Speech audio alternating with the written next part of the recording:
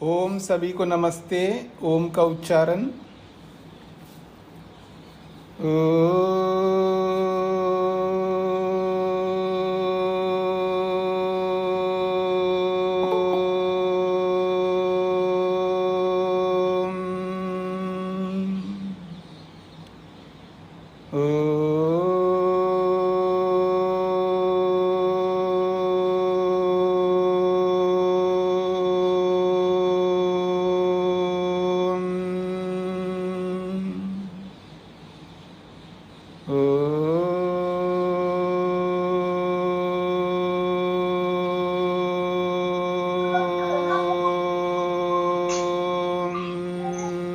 अरे ये भी चालू हो गया।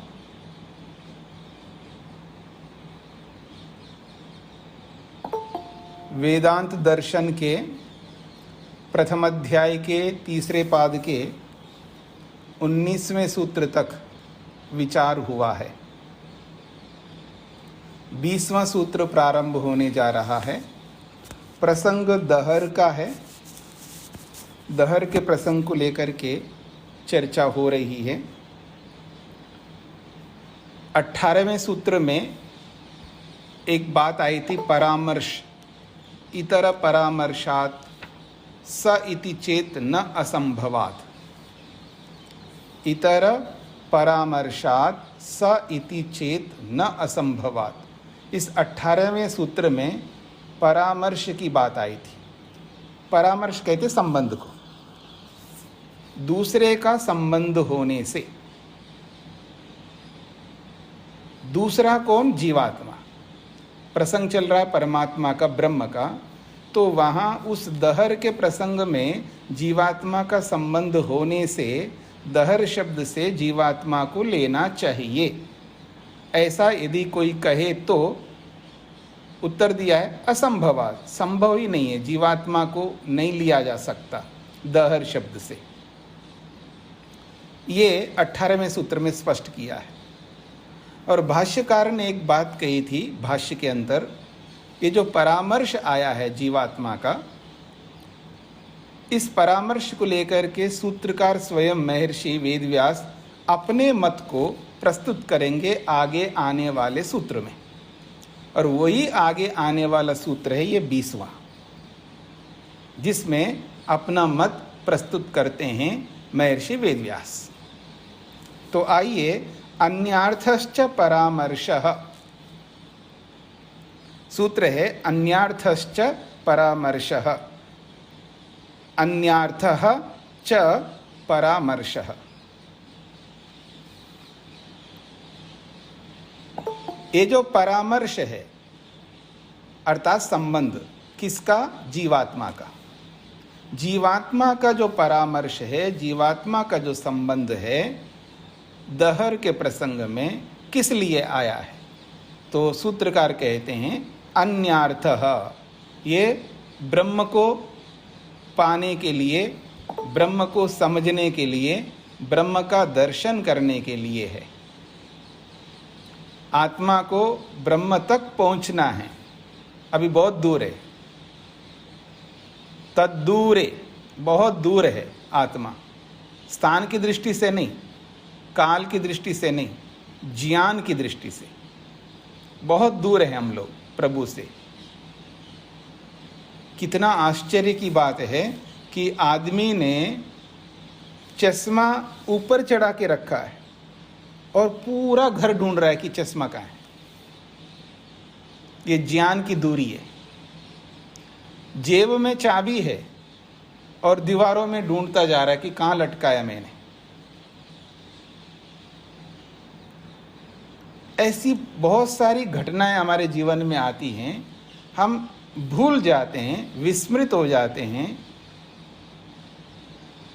ठीक इसी प्रकार से परमात्मा को, ब्रह्म को हमने विस्मृत कर दिया है अपनी मूर्खता से, अपनी अज्ञानता से, अपनी अविद्या से, अपने कुसंस्कारों से, हमारी अपनी प्रवृत्तियों, आदतों, जो एडिक्शंस हुए हमारे जीवन में, अलग अलग प्रकार की आदतें, लत पड़े हुए हमारे जीवन में, इन सब के कारण से ज्ञान पूर्वक परमात्मा को बहुत दूर करके रखा हमने। उस ज्ञान से मिलाने के लिए, उस दहर तक पहुँचने के लिए ये परामर्श है। जीवात्मा को यहाँ जोड़ा है इस दहर के प्रसंग में, ताकि वो अन्यार्थः परमात्मा के साथ जुड़ सके और परमात्मा का दर्शन कर सके और अपने दुखों से छूट सके। ये मेरा मत है, ऐसा महर्षि वेदव्यास इस 20वें सूत्र में स्पष्ट किया। आइए, अथ च यो अयम जीवात्मा परामर्शः, भाष्यकार कहते हैं ये जो जीवात्मा का संबंध लाया है वहाँ पर दहर के प्रसंग में, सह वो जो परामर्श है, जीवात् अन्यः भिन्नः यह परमात्मा तदर्थः। कहते हैं ये जो परामर्श जीवात्मा का दहर के प्रसंग के बीच में लाया गया है वो इसलिए कि जीवात् अन्यः, जीव से अन्य अर्थात भिन्न, यह परमात्मा, जो जीवात्मा से अलग जो परमात्मा है, उस परमात्मा के लिए जीवात्मा को यहाँ दहर के प्रसंग में जोड़ा है। क्यों जोड़ा है? यम परमात्मानं संगत्य जीवः स्वरूपतः अभिनिष्पन्नः निर्मलः शरीर बंधनात् निर्मुक्तो भवति, ये है, इसलिए उसको जोड़ा है।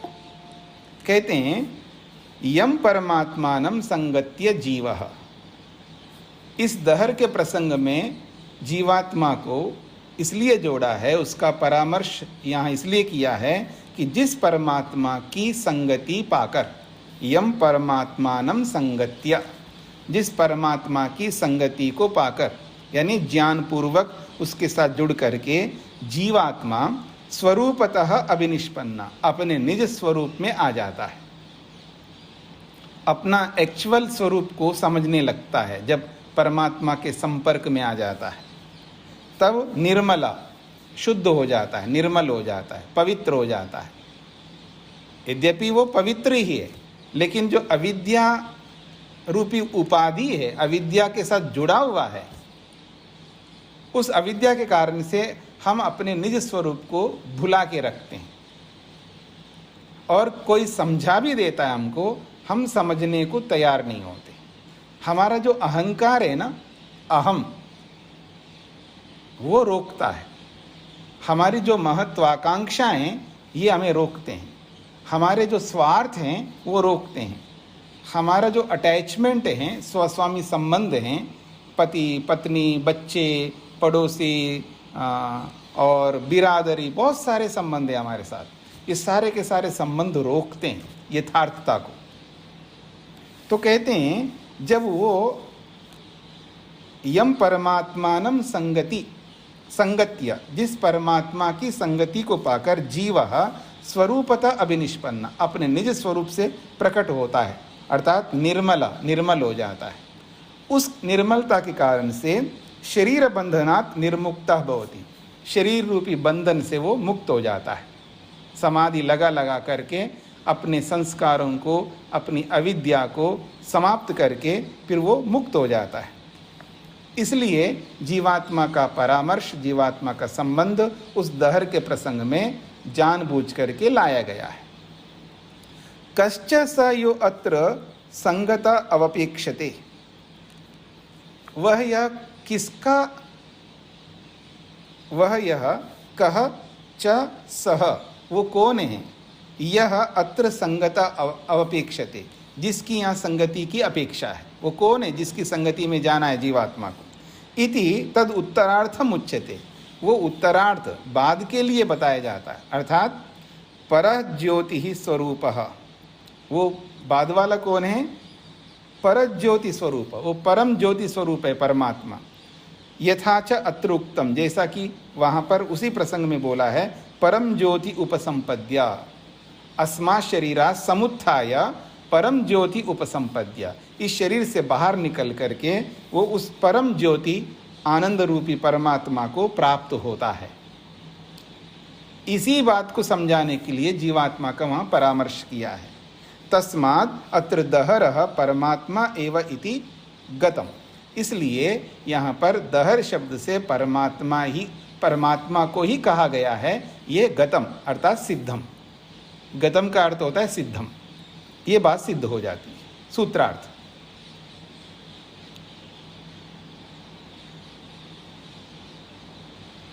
और इस दहर प्रकरण में, और इस दहर प्रकरण में,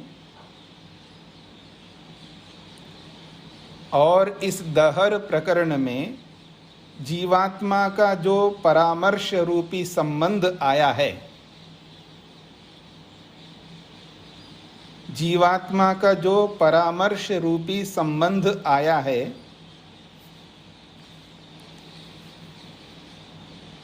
जीवात्मा का जो परामर्श रूपी संबंध आया है, वह जीवात्मा से भिन्न ब्रह्म को या जीवात्मा से भिन्न ब्रह्म का दर्शन समाधि करने के लिए है। वह जीवात्मा से भिन्न ब्रह्म का दर्शन अर्थात समाधि करने के लिए है।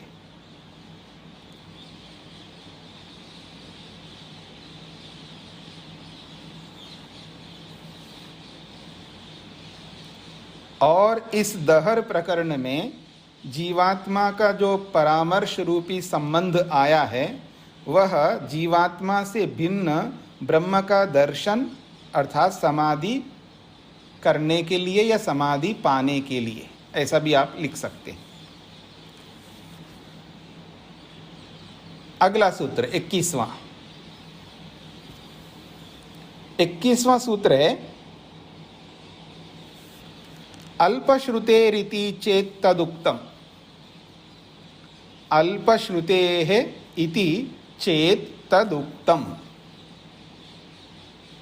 अब ये दहर जो बोला जा रहा है ना, दहर छोटे से स्थान में रहने वाला है। दहर वो व्यक्ति है, वो वस्तु है जो बहुत छोटे से स्थान में रहता है। तो अल्पश्रुते है, छोटे से स्थान में रहने वाले हैं ये आत्मा। अल्प का मतलब बहुत थोड़ा सा, छोटा सा। श्रुति का मतलब है कथन, प्रमाण, शास्त्रीय प्रमाण। सुना जाता है, शास्त्र में ये सुना जाता है कि छोटे से स्थान में रहने वाला आत्मा। तो अल्पश्रुते इति चेत्, ये जो दहर जो है, जिस आत्मा के लिए दहर बोला जा रहा है, वो बहुत छोटे से स्थान में रहने वाला है। और छोटे से स्थान में रहने वाला परमात्मा कैसे हो सकता है? यदि ऐसा कोई कहे तो कहते हैं तदुक्तम। इसका समाधान तो हमने कर दिया था पीछे। अर्भकौकस्त्वात् तद व्यपदेशात् च न इति चेत् निचायत्वाद एवं व्योमवच्च। इस सूत्र में हमने पहले कर दिया, उसका समाधान कर दिया। याद आ रहा है आपको? अर्भकौकस्त्वात् का अर्थ समझ रहे हैं आप लोग? छोटे स्थान में रहने वाला होने से परमात्मा को छोटे स्थान में रहने वाला कहा गया है, या आत्मा को छोटे स्थान में रहने वाला कहा गया है। तद व्यपदेशात, ऐसा ही शास्त्र कथन करता है, इसलिए वो परमात्मा नहीं हो सकता। यदि ऐसा कोई कहे तो नहीं कह सकते। क्यों? निचायत्वाद, क्योंकि उसका साक्षात्कार उसी छोटे स्थान में होता है। इसलिए छोटे स्थान में साक्षात्कार होता है, दर्शन होता है, इसलिए उसको छोटे स्थान में रहने वाला कहा है। इसमें कोई आपत्ति नहीं है। जैसा कि व्योमवत, जैसा कि आकाश के लिए बोला जाता है, घटाकाश, मठाकाश, पर्वताकाश, वृक्षाकाश बोला जाता है ना। जितने जितने स्थान पर जो जो वस्तु है, उस वस्तु को उस आकाश के साथ जोड़ते हैं। तो मठाकाश का मतलब है मकान वाला आकाश। जितना मकान है उतने में जो आकाश है उसको मठाकाश कहते हैं। और घटाकाश का मतलब है जितना घड़े के अंदर स्पेस है उतने स्पेस में ही वो घड़ा है, इसलिए उसको कहते हैं घटाकाश। जैसे एक छोटे से स्थान में जो वस्तु रहती है, उस वस्तु को उस आकाश के साथ जोड़ करके बोला जाता है। जैसे घड़े जितना आकाश है, घर जितना आकाश है, वृक्ष जितना आकाश है, शरीर जितना आकाश है, जितने स्पेस में शरीर रहता उतना आकाश है। तो ये जो विभाग है व्यवहार में बोला ही जाता है, तो ऐसे परमात्मा के लिए भी बोला जाएगा। दहर का मतलब है बहुत छोटे से स्थान में रहने वाला। जो वस्तु बड़े स्थान में रहता है वो वस्तु बड़े स्थान में रहती है तो वो छोटे स्थान में भी रहेगी। सब जगह रहने वाली वस्तु बड़ी है, यानी सब जगह रहती है। जो वस्तु सब जगह रह रही है, बड़ी होने के कारण से वो छोटे स्थान में भी रहेगी वही वस्तु, क्योंकि वो खाली स्पेस तो है ही नहीं वहाँ पर। तो इसलिए कहा अल्पश्रुते इति चेत, यदि कोई कहे प्रश्नकर्ता की ओर से छोटे से स्थान में रहने वाला है ऐसा श्रुति शास्त्र कहता है, ऐसा आत्मा परमात्मा नहीं है, यदि ऐसा कोई कहे तो नहीं कह सकते। एतदुक्तम, इसकी चर्चा, इसका उत्तर हमने पीछे दूसरे पाद में कर दिए हैं। क्यों परमात्मा को छोटे स्थान में रहता है कहा गया है? वहाँ दर्शन होता है इसलिए कहा गया है, ऐसा उत्तर वहाँ दे दिया गया है। तो आइए, दहरो अस्मिन् अंतः आकाशः,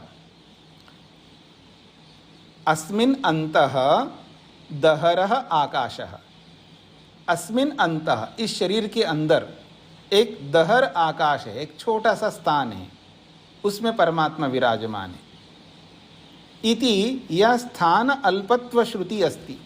इस प्रकार से जो छोटा सा स्थान में रहने वाली आत्मा की ये जो श्रुति है, ये जो वचन है, ये जो प्रमाण है, न स परमात्मनि संभवति इति, ये वचन परमात्मा को सिद्ध करने में समर्थ नहीं हो सकता। इति कथनम चेत स्यात्, ऐसा कोई प्रश्नकर्ता कहे तो, तर्हि तब तो नहीं कह सकते। क्यों? तस्य अल्पस्थानत्वस्य विषये पूर्वमेव उक्तम, उस अल्पस्थान को लेकर के, छोटे स्थान में रहने वाला परमात्मा है, इस बात को लेकर के हमने तो पहले ही उत्तर दे दिया, फिर दोबारा क्यों उत्तर देंगे? यही कहेंगे पहले बता चुके हैं, यही इसका उत्तर है। कहाँ कहा है? तो उस सूत्र को भी दोहरा यहाँ पर, अर्भकोकस्त्वात् तद व्यपदेशात् च न इति चेत न निचायत्वात् एवं व्योम वच्च, इस सूत्र में उत्तर दे दिया है। इति सूत्रे समाधानम, इस सूत्र में समाधान कर दिया है। तस्मात् एतत् समीचीनतया सिद्धम यद् दहरो अत्र परमात्मा। तो कहते हैं इस सूत्र में तो हमने समाधान कर दिया, तस्मात्, इसीलिए, एतत्, ये बात, समीचीनतया सिद्धम, बड़े अच्छे ढंग से, बड़े तर्क और हेतु प्रमाणों से ये बात सिद्ध होती है, यद कि दहरो अत्र परमात्मा, दहर शब्द से परमात्मा ही गृहीत होता है। सूत्रार्थ,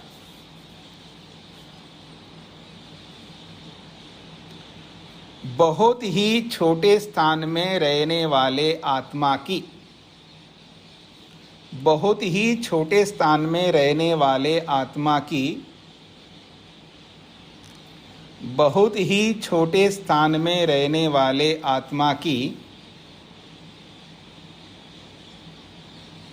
श्रुति होने से, बहुत ही छोटे स्थान में रहने वाले आत्मा की श्रुति होने से दहर ब्रह्म नहीं हो सकता, दहर ब्रह्म नहीं हो सकता, दहर ब्रह्म नहीं हो सकता यदि ऐसा कहे तो, यदि ऐसा कोई कहे तो।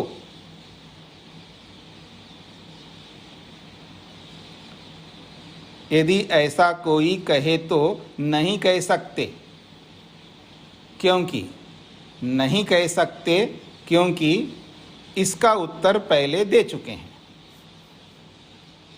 यदि ऐसा कोई कहे तो नहीं कह सकते, क्योंकि इसका उत्तर पहले दे चुके हैं।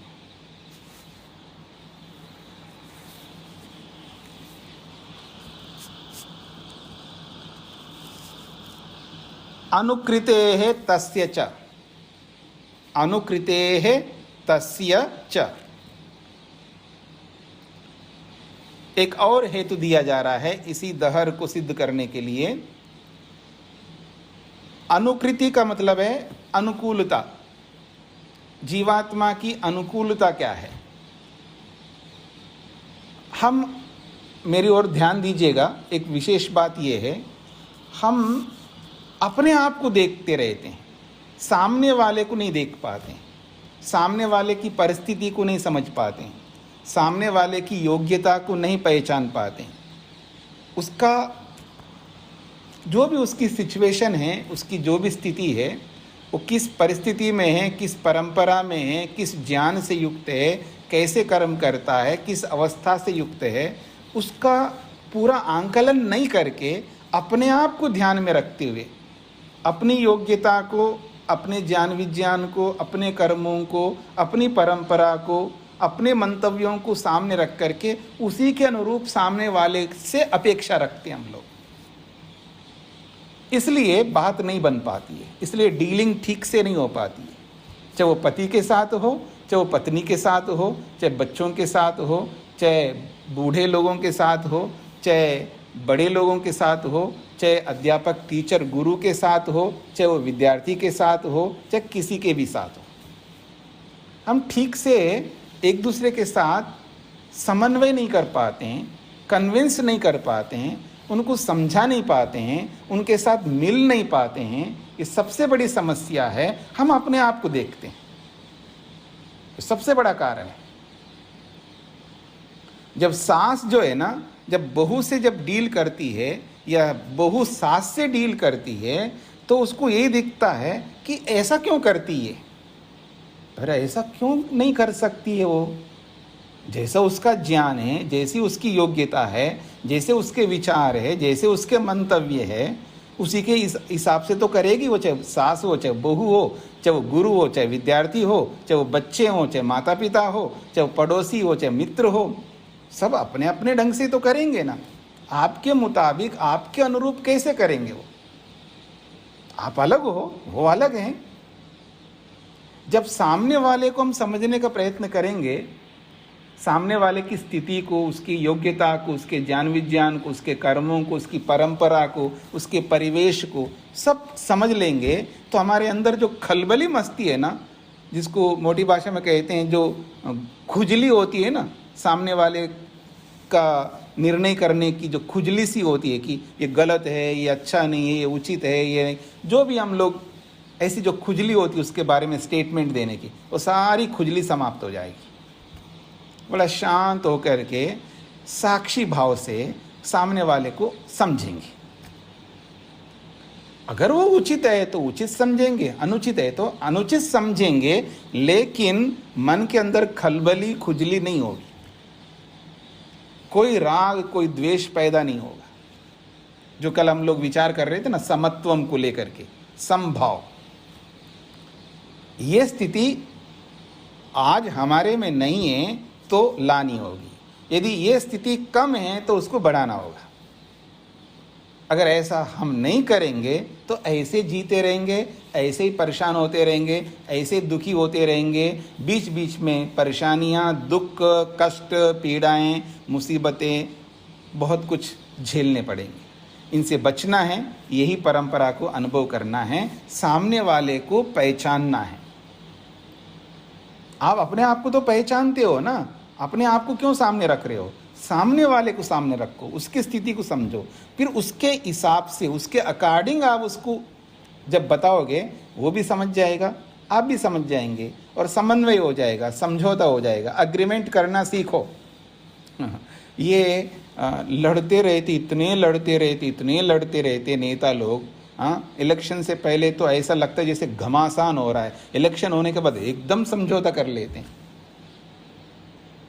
हम क्यों नहीं कर सकते? जब वो समझौता कर सकते तो हम भी तो कर सकते हैं, क्योंकि आपको साथ में रहना है ना। अकेले रहना हो तो कोई बात नहीं, और याद रखना, अकेले रह नहीं सकते आप। इतनी हिम्मत नहीं कर सकते ना, इतना सामर्थ्य आपके पास कि आप अकेले रहेंगे। आपको तो समाज के साथ रहना होगा ना।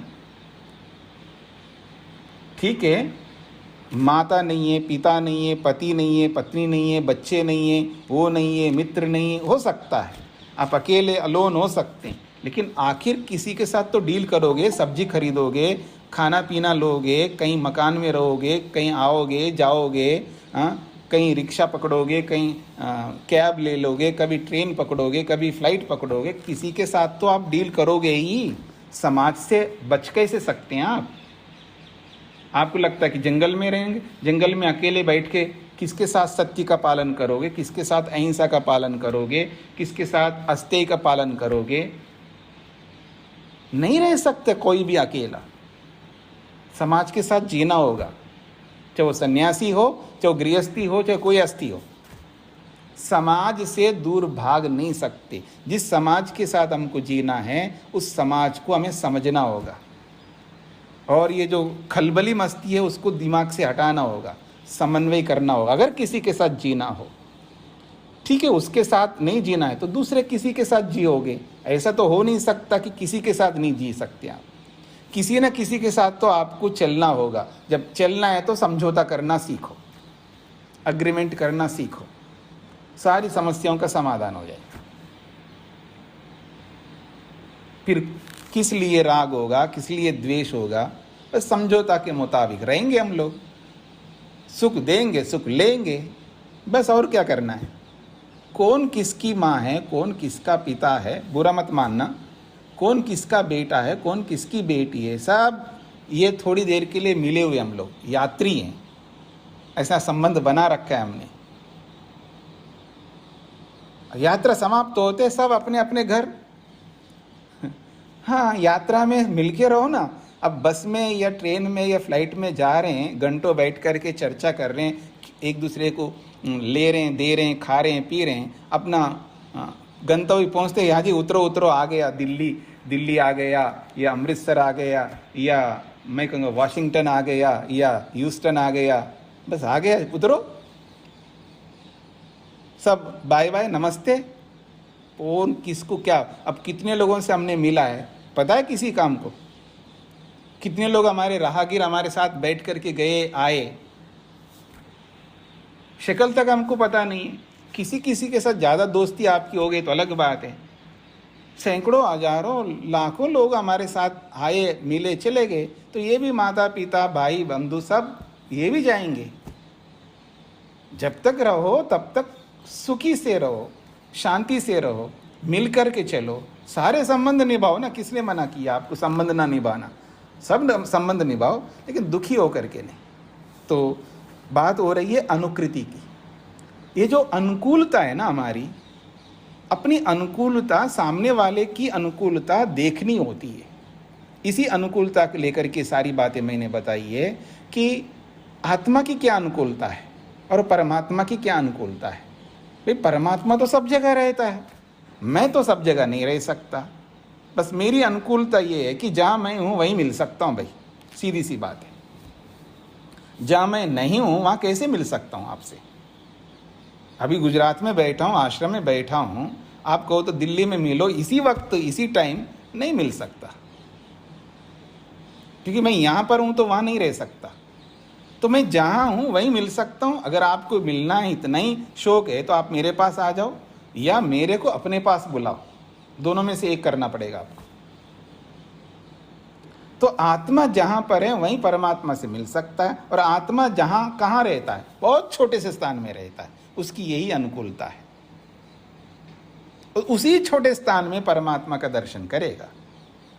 उसी छोटे स्थान में रहने वाला भी परमात्मा है, क्योंकि उसको सूक्ष्म से सूक्ष्म भी बोला है और बड़े से बड़ा भी बोला है। तो जिस सूक्ष्म स्थान में मैं रहता हूँ उस सूक्ष्म स्थान में परमात्मा भी है।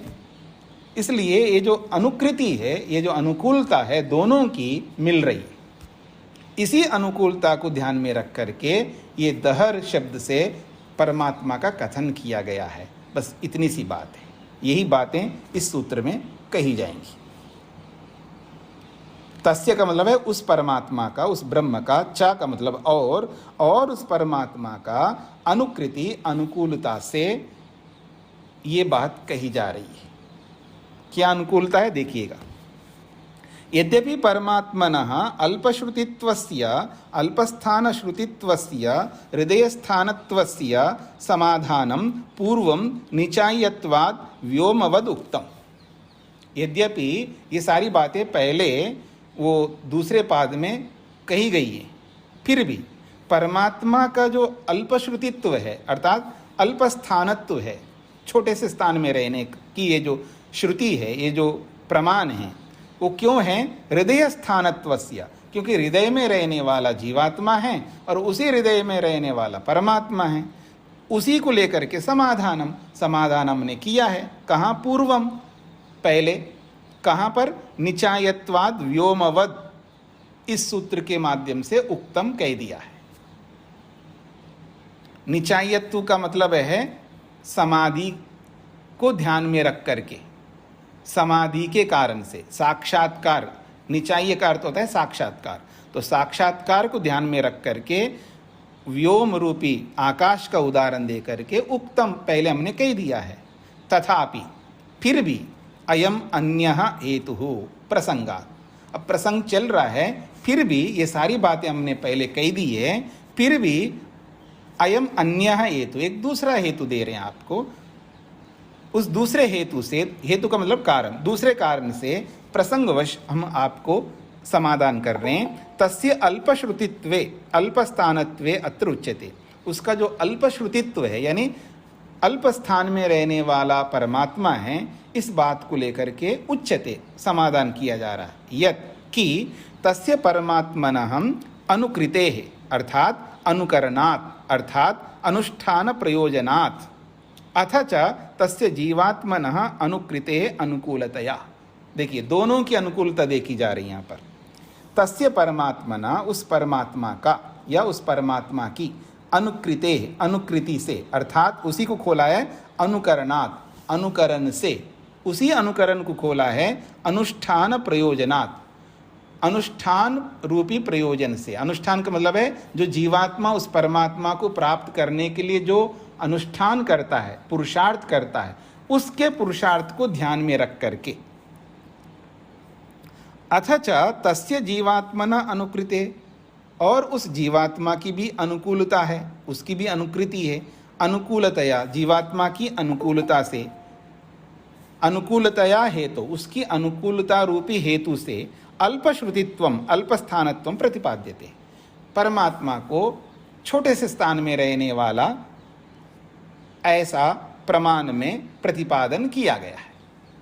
दोनों की अनुकूलता क्या है? जीवात्मा जहाँ रहता है उसी स्थान में वो कुछ कर सकता है, परमात्मा का दर्शन कर सकता है। और परमात्मा की क्या अनुकूलता है? परमात्मा की भी यही अनुकूलता है, उसी स्थान में उसको दर्शन दे सकता है। बात को पकड़ने का प्रयत्न करिएगा, दोनों की अनुकूलता देखिएगा। जीवात्मा की ये स्थिति है, वो बहुत छोटा सा है, अणुस्वरूप है, बहुत सूक्ष्म स्थान में रहता है, बस उतने मात्र का है। वो सब जगह परमात्मा का दर्शन नहीं कर सकता, जहाँ वो है वहीं कर सकता है, ये उसकी अनुकूलता है, उसकी सरलता वहीं पर है।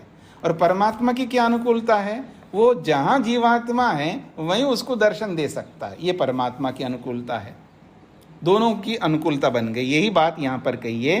तस्य परमात्मनः अनुकृते अनुकरणात् अनुष्ठान प्रयोजनात्, उस परमात्मा को प्राप्त करने का जो अनुष्ठान है, जीवात्मा का पुरुषार्थ है, उस प्रयोजन को सामने रख करके ही ये बात कही गई है। ये परमात्मा की अनुकूलता है। और जीवात्मा की क्या अनुकूलता है? वो बहुत छोटे से स्थान में रहता है और वहीं उसका स्थान है, उससे हट करके वो और कुछ नहीं कर सकता, जहाँ वो है वहीं कर सकता है, ये उसकी अनुकूलता है। तो इसलिए दोनों की अनुकूलता को ध्यान में रख करके ये जो हेतु दिया है अल्पश्रुतित्व यानी छोटे स्थान में रहने वाला, ऐसा प्रतिपादन किया गया है। ये तो ही परमात्मा तो अनंतः न च तस्य सर्वतो भावेन सांगत्यम अनुष्ठातुम शक्यते। अब कह रहे हैं अगर इस बात को नहीं मानोगे तो क्या समस्या आ सकती है, वो बता रहे हैं। ये तो ही क्योंकि परमात्मा तो अनंत, परमात्मा तो अनंत है, वो सब स्थानों में रहता है। न च तस्य सर्वतो भावेन सांगत्यम अनुष्ठातुम शक्यते, तो तस्य उस परमात्मा के सर्वतो भावेन सब प्रकार से, जितने स्थान पर, जितने व्यापक स्थान पर परमात्मा है, उस पूरे स्थान को सांगत्यम, उस पूरे स्थान को घेर नहीं सकता है। सांगत्यम का मतलब है जितने स्थान में परमात्मा है उतने स्थान के साथ वो जीवात्मा जुड़ नहीं सकता। न अनुष्ठातुम शक्यते, वो पूरा अनुष्ठान नहीं कर सकता, यानी सब जगह वो पुरुषार्थ नहीं कर सकता जीवात्मा। जहाँ है वहीं पुरुषार्थ कर सकता है। यस्मिन् ही प्रदेशे जीवः स्वरूपतः ज्ञानवत्तया अवतिष्ठते। वो कहाँ कर सकता है, इसको और स्पष्ट कर रहे हैं। यस्मिन् ही प्रदेशे जीवः, जिस प्रदेश में अर्थात जिस स्थान में जीवात्मा अपने स्वरूप से, क्या है उसका स्वरूप, ज्ञानवत्तया, ज्ञान स्वरूप से अवतिष्ठते रहता है। जीवात्मा जितने स्थान पर अपने ज्ञानात्मक स्वरूप से विराजमान होता है, तत्र प्रदेशे, उसी स्थान में ही तस्य स सांगत्यम कर्तुम शक्नोति, उसी स्थान में परमात्मा की संगति को प्राप्त कर सकता है। उक्तम ही जीवात्मना शरीरे स्थानम, और शास्त्र में ये कही दिया है कि जीवात्मा का स्थान शरीर में कहाँ है, तो हृदयम, हृदय में रहता है जीवात्मा, ये बात कही गई है। अंगुष्ठ मात्रः पुरुषः अंतरात्मा सदा जनानां हृदये सन्निविष्टः तम स्वात् शरीरात् प्रवृहेत मुंजादिव इशिकाम धैर्येन। ये पीछे कठोपनिषदकार ने बोला ही है, केवल कठोपनिषदकार ने नहीं बोला, अलग अलग उपनिषदकारों ने अलग अलग जगह प्रसंगवशात जीवात्मा को हृदय में रहता है ये बोला है। तो कहते हैं कि अंगुष्ठ मात्रः पुरुषः, इतने बड़े शरीर की दृष्टि से जीवात्मा को देखो तो वो शरीर के एक अंगूठे के बराबर हो, मानो। इतने बड़े शरीर में अंगूठा कितना छोटा सा स्थान रखता है, ऐसे ही जीवात्मा बहुत छोटा सा अंगुष्ठ मात्र है। और अंतरात्मा, और ये आत्मा शरीर के अंदर रहने वाला है। सदा जनानां हृदय सन्निविष्ट, हमेशा मनुष्यों के हृदय में या प्राणियों के हृदय में ही वो विराजमान रहता है। तम स्वात् शरीरात् प्रवृहेत, तम उस अपने आप को, स्वात् शरीरात्, अपने ही शरीर से, तम का मतलब है अपने आप को, स्वयं को, स्वात् शरीरात्, अपने ही शरीर से, प्रवृहेत, बाहर निकालो। समाधि की लगा करके मुक्ति में जाने के लिए शरीर से बाहर निकालो, यानी हम अपनी इच्छा से शरीर से बाहर निकल सकते हैं मुक्ति में जाने के लिए।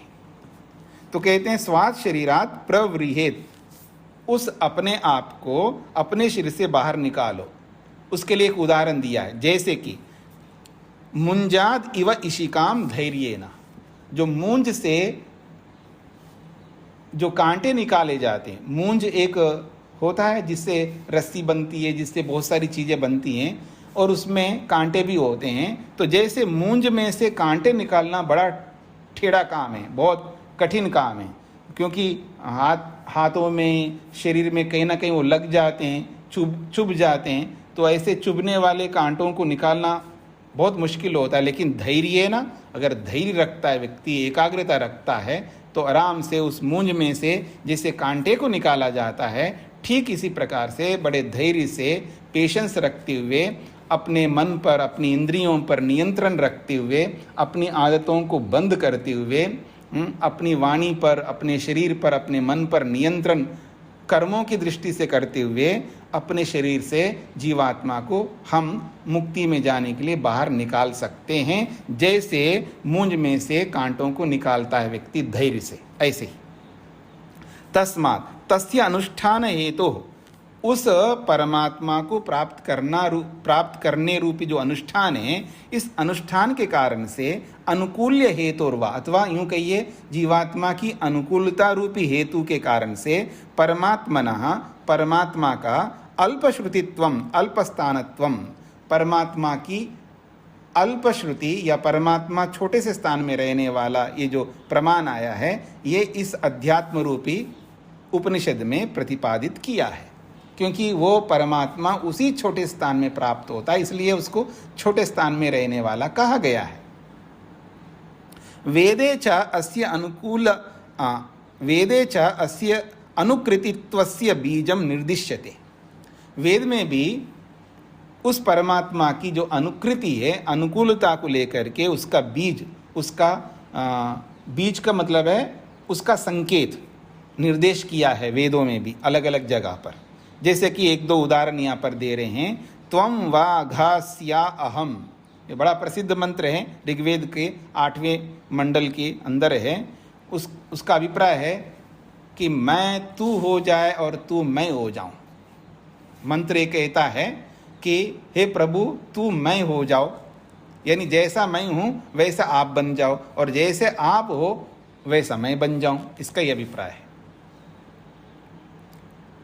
मतलब हम दोनों एक जैसे हो जाएं, इसका मुख्य तात्पर्य है।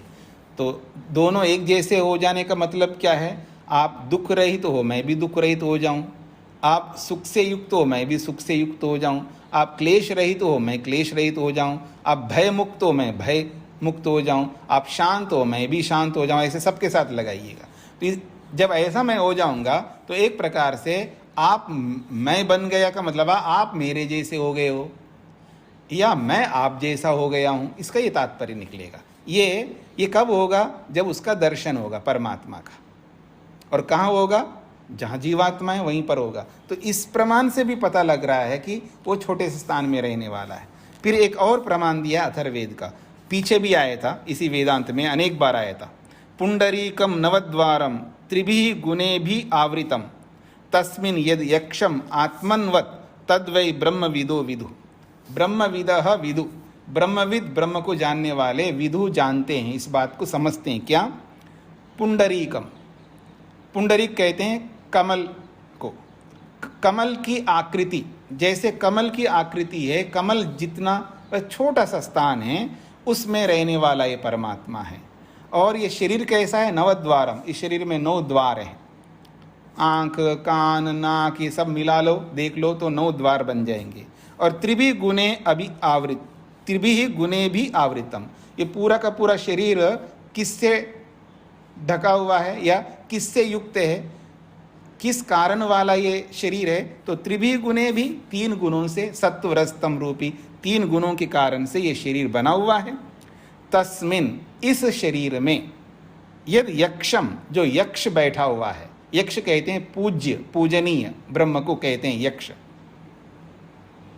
यक्ष मुख्य रूप से ब्रह्म को कहते हैं, गौण रूप से किसी को भी कह सकते हैं, आपको भी कह सकते हैं, और मन को भी कह सकते हैं। इसलिए हम जब रात्रिकालीन मंत्र बोलते हैं ना सोते वक्त, येन कर्माण्यपसो मनीषिनो यज्ञे कृण्वन्ति विदथेषु धीराः यद पूर्वम यक्षमन्तः, इसको अलग करो ना, तो यद अपूर्वम यक्षम अंतः प्रजानाम, यक्षम अंतः प्रजानाम तन्मे मना शिव संकल्पमस, ये मन का विशेषण है वहाँ यक्षम शब्द। मन को वहाँ पर यक्ष कहा, यानी वो पूज्य है, पूजनीय है, बहुत काम करता है ना।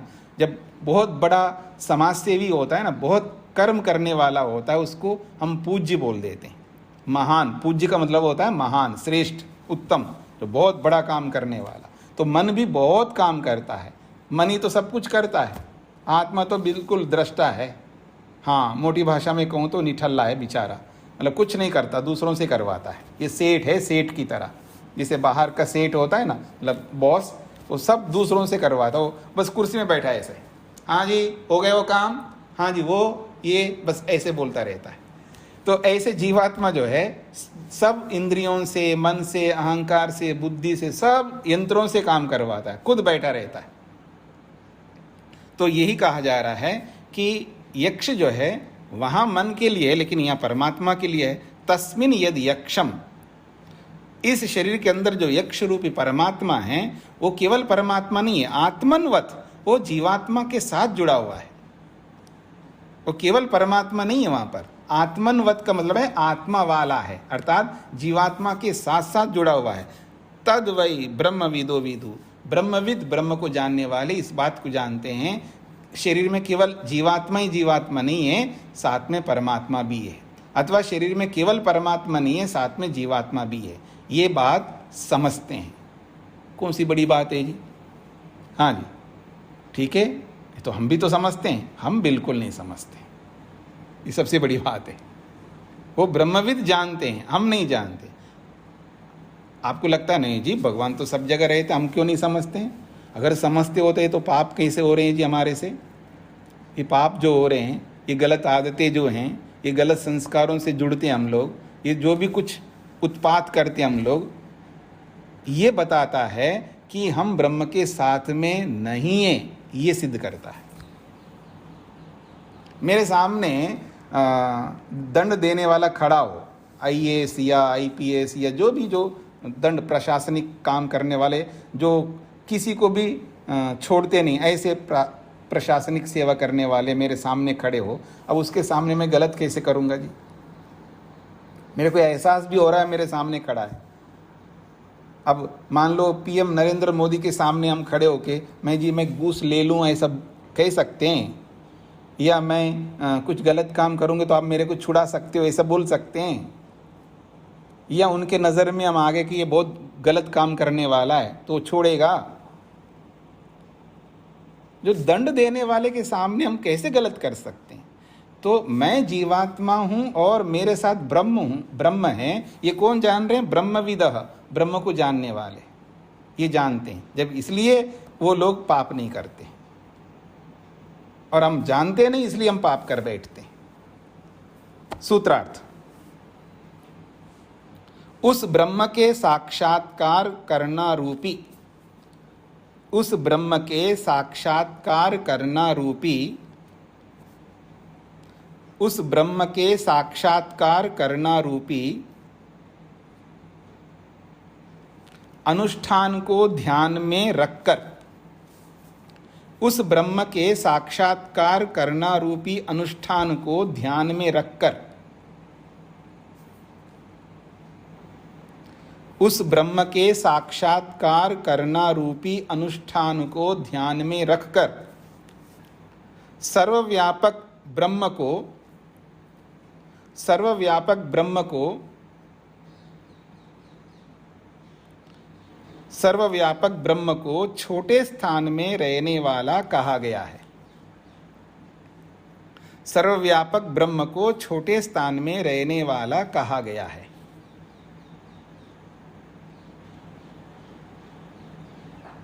सूत्रार्थ समझ लीजिएगा, उस ब्रह्म के साक्षात्कार करना रूपी अनुष्ठान को ध्यान में रखकर सर्वव्यापक ब्रह्म को छोटे स्थान में रहने वाला कहा गया है।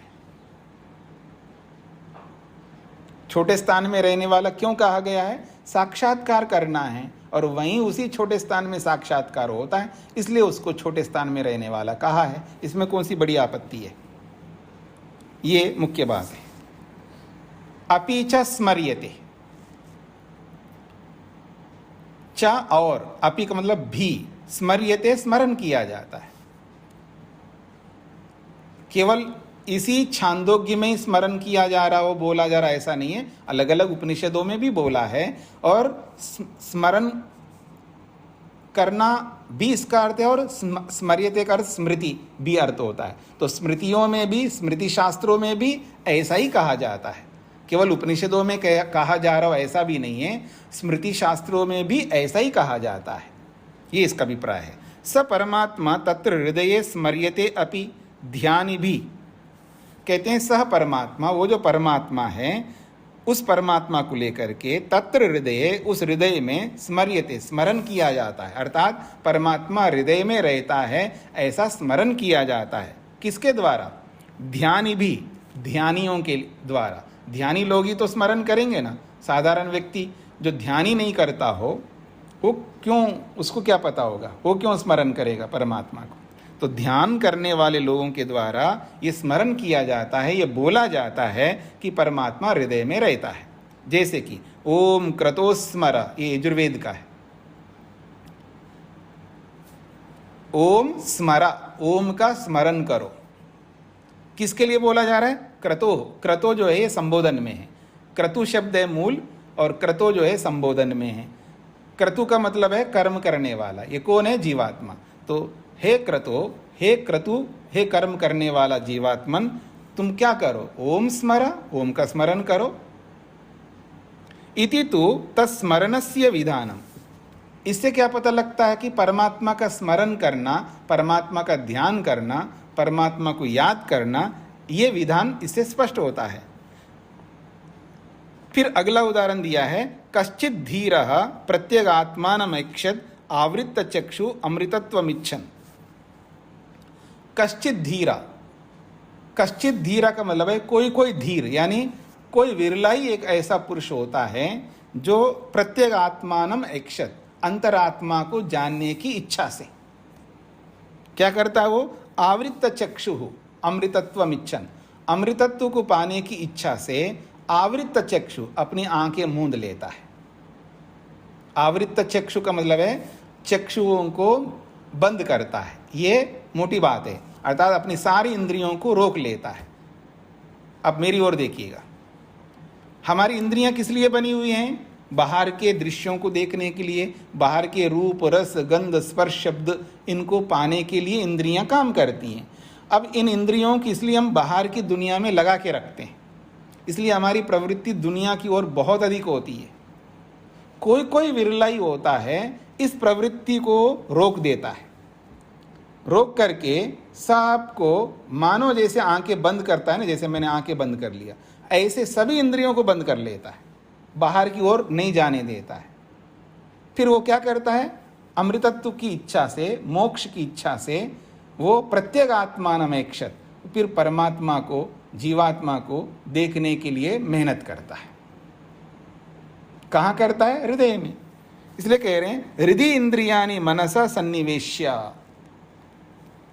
कहते हैं इंद्रियानि मनसा हृदय सन्निवेश्य, मन सहित सभी इंद्रियों को हृदय में वो ला करके खड़ा कर देता है। इसको कहते हैं धारणा बनाता है या प्रत्याहार करता है। पहले तो प्रत्याहार करता है, अर्थात सभी इंद्रियों को समेटता है, संसार की ओर जो प्रवृत्त हो रही इंद्रियां उन सबको वहां से रोक करके वो मन के साथ जोड़ देता है, और मन और इंद्रियां मिलकर के धारणा स्थल पर पहुंच जाते हैं जहाँ हमको ध्यान करना है। अच्छा, वो हृदय हो चाहे कोई भी है, और जहाँ भी ध्यान करेंगे वही हृदय बन जाता है, ये भी बोला था आपको। तो हृदय इंद्रियानि मनसा सन्निवेश्य, हृदय में मन सहित इंद्रियों को जोड़ देता है। इंद्रियानि मनश्च हृदय निधाय, उसी को खोल रहे भाष्यकार, इंद्रियों को और मन को हृदय में जोड़ करके तस्य स्मरणम, उस परमात्मा का स्मरण करने का विहितम या विधान किया है। तत्र संभवति, और वहीं उसी हृदय में परमात्मा का दर्शन संभव है। ये इस सूत्र का अर्थ समझा दिया है। यह है स्मरण करने का मतलब बताया, स्मरण का एक अर्थ बताया। अब इसी स्मर्यते का दूसरा अर्थ बताया जा रहा है। अपरा व्याख्या, दूसरी व्याख्या कर रहे हैं इसी सूत्र का। अपि स्मर्यते का अर्थ कर रहे हैं परमात्मनः अल्पश्रुतित्वं हृदय प्रदेशगतत्वं च स्मृतो अपि उपलभ्यते। कहते हैं परमात्मा का जो अल्पश्रुतित्व है, अर्थात अल्प स्थान में रहने वाला, हृदय प्रदेश में रहने वाला, ये जो बात कही गई है ये केवल उपनिषद में नहीं कही है, स्मृतो अपि उपलभ्यते, स्मृति ग्रंथों में भी उपलब्ध होता है। स्मृति ग्रंथ का मतलब जैसे मनुस्मृति है, गीता है, महाभारत है, ऐसे बहुत सारे ग्रंथ हैं जो स्मृति ग्रंथ हैं। उन स्मृतियों में भी ऐसा ही उपलब्ध होता है। जैसे कि एक उदाहरण दिया है, ईश्वर सर्वभूतानाम हृद्देशे अर्जुन तिष्ठति, ये गीता में आया है। हे अर्जुन, ईश्वर, ये जो ईश्वर है, सर्वभूतानाम हृद्देशे, समस्त प्राणियों के हृदय में तिष्ठति, रहता है। ये कृष्ण अर्जुन को उपदेश करते हैं, हे अर्जुन, ये जो ईश्वर है, परमात्मा है, समस्त प्राणियों के हृदय में वो विराजमान है। तो यहाँ पर भी हृदय में रहता है बोला है। हृदय सर्वभूतानाम पर्वनांगुष्ठ मात्रकः, हृदय सर्वभूतानाम, सभी भूतों के हृदय में पर्वन अंगुष्ठ मात्रकः, और वो पर्व के समान एक छोटा सा, एक कली के रूप में, एक अंगूठे जितना बराबर का ये आत्मा है, वो हृदय में, सभी प्राणियों के हृदय में रहता है। अत्र ग्रसति अनंतो ही महात्मा विश्वम ईश्वरः, अथ ग्रसति अनंतः, अथ और अनंत जो परमात्मा है, वो परमात्मा महान आत्मा है, इस पूरे विश्व का वो स्वामी है, वो वहीं पर ग्रसति, वहीं पर विराजमान होता है, ऐसा इसका अभिप्राय है। ये महाभारत का उदाहरण दिया है।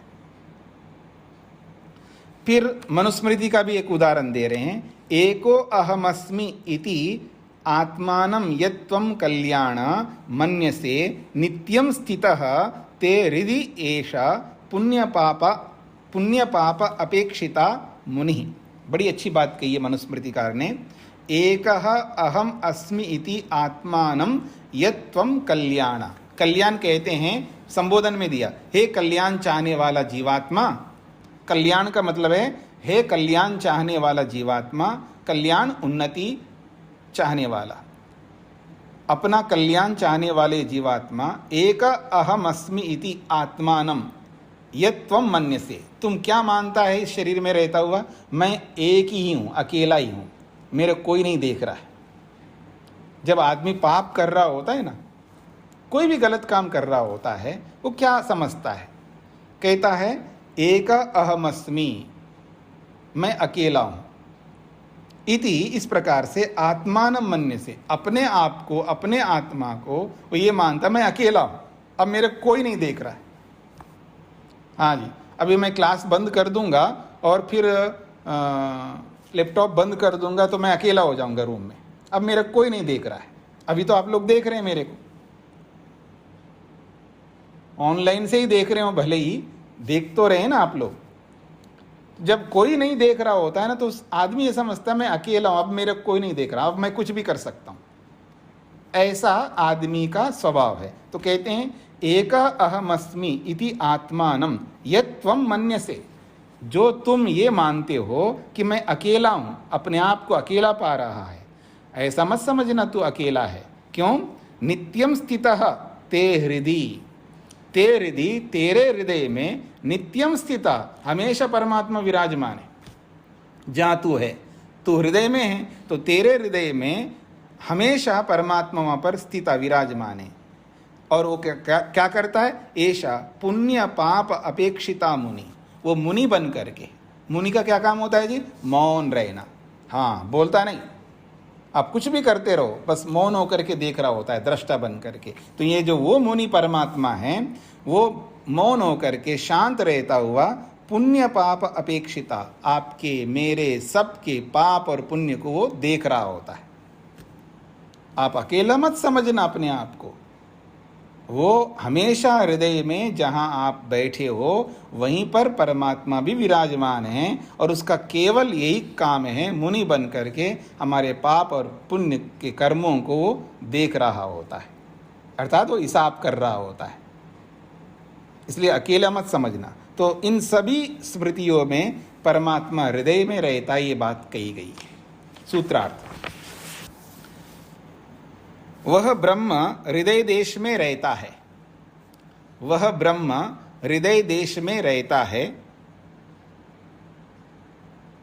वह ब्रह्म हृदय देश में रहता है, ऐसा अलग अलग उपनिषदों में स्मरण किया गया है। वह ब्रह्म हृदय देश में रहता है, ऐसा अलग अलग उपनिषदों में स्मरण किया गया है। वह ब्रह्म हृदय देश में रहता है, ऐसा अलग अलग उपनिषदों में स्मरण किया गया है। अथवा, अब दूसरा अर्थ बता रहा हूं, अथवा वह ब्रह्म हृदय देश में रहता है, वह ब्रह्म, दूसरा अर्थ है ये, वह ब्रह्म हृदय देश में रहता है, यह बात,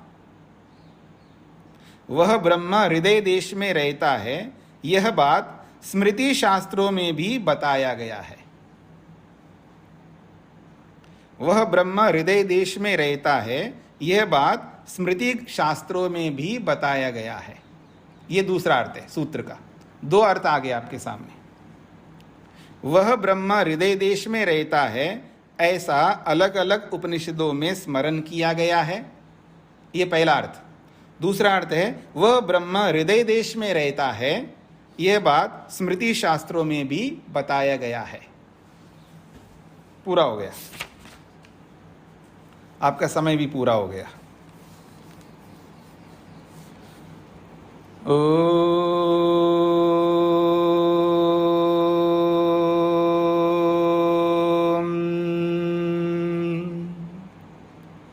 ओ